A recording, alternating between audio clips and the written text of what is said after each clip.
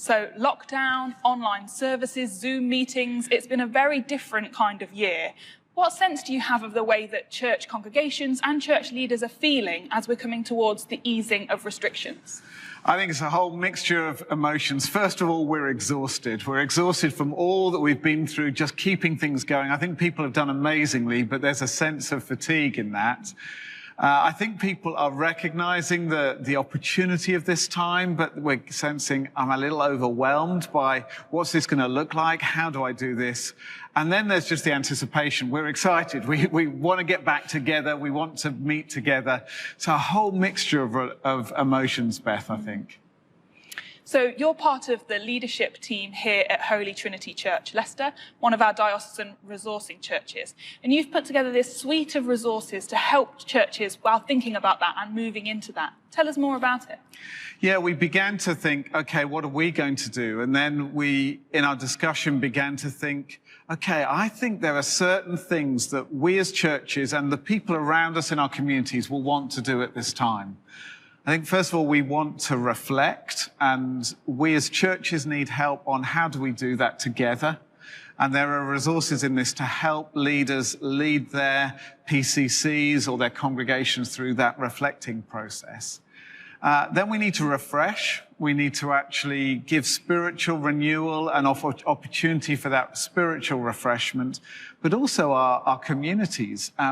People have shown that they are spiritually hungry at this time. How can we offer the good news of Jesus at this time to our communities as we open up and we begin to meet with people? So what's the evangelistic opportunity? And their suggestions on how we might do that.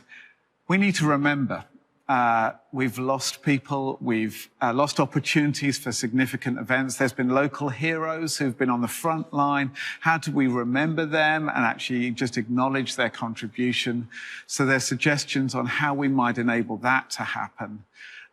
We need to rejoice alongside that remembering. We need to celebrate. We've come through this. God has been faithful to us. How can the church be at the heart of communities celebrating and also celebrating one another because we've built relationships, we've connected in new ways.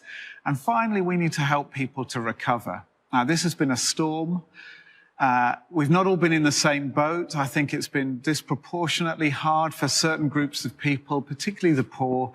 How do we help people to recover from job loss, from mental health challenge, from relationship breakdown, just from the exhaustion of this time? How do we be at the heart of that recovery that people will need after we can begin to meet together and the lockdown's ended? So there are resources on all of those. There's also some teaching resource around the 23rd Psalm and helping to see people restored by God.